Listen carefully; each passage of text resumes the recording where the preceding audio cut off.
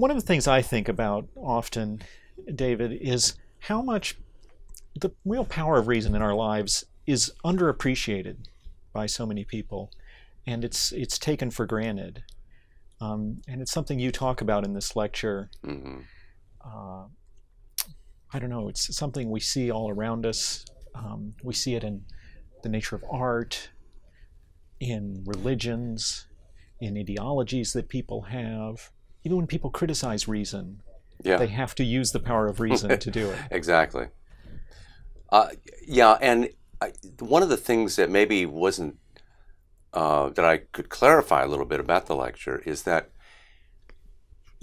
the capacity for reason is what enables us to do all of these things: technology, law, but also art and religion. I mean, think all of those things that human beings do. They involve they're things that other animals don't do. No other animal has religions. Why?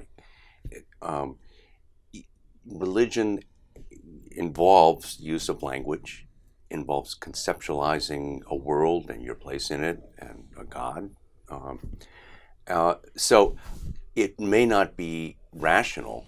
That may not be a rational belief, but it's still an exercise of reason to have it and to be aware of the very issue of where life comes from and, is there a supreme being?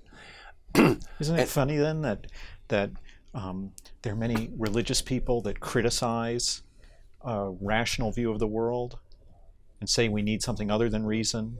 Many artists identify themselves as fundamentally irrational or anti-rational, and many theorists of the humanities and of art identify themselves in that way and make arguments in that direction. well, yeah, that's true. And to the extent that religion is founded on faith as a non-rational faculty, an alleged non-rational means of cognition, the claim is that there is something other than reason that we can base it on. But still, where does, assuming for a moment that there is such a faculty of faith, uh,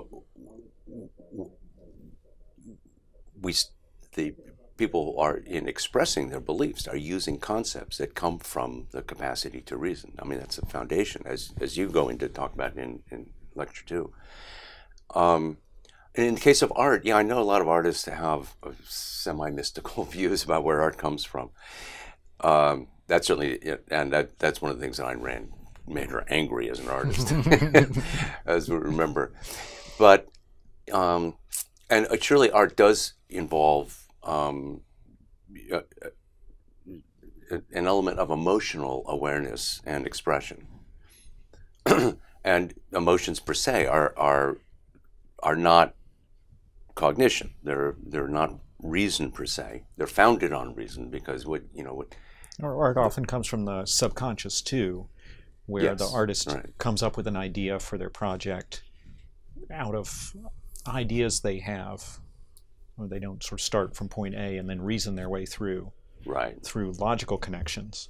Instead, it comes out of their subconscious. I think that probably contributes to the feeling that artists have Yeah. that what they're doing is somehow not rational.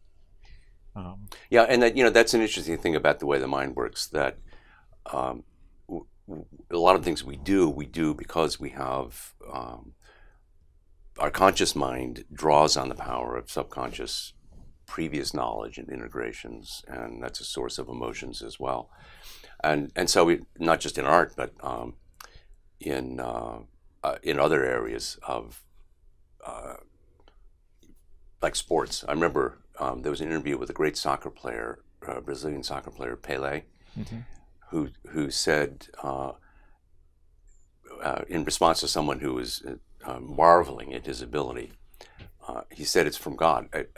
I see what the play is going to be, two plays ahead, or 10 plays ahead. Probably it was more like it. It just came to him. I mean, it came from his subconscious. He was so good that it was like that.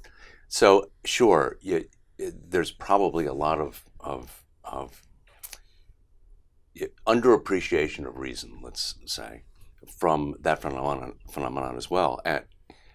But then, so the point that has to be stressed is, where did the contents of your subconscious come from? Where are all the memories and skills and emotional integrations? They came at some point from stuff you were conscious of and remembered and then integrated. So, but there's also, I think it's important to remember the key distinction from the lecture, which is the capacity of reason is one thing. The exercise of it in the proper way, that is, being rational in the sense of logical and objective and so forth, that's a skill and a virtue, not always practiced by people who nevertheless are using their capacity. So there's a faculty, and then there's actually engaging in reasoning and being logical. Right.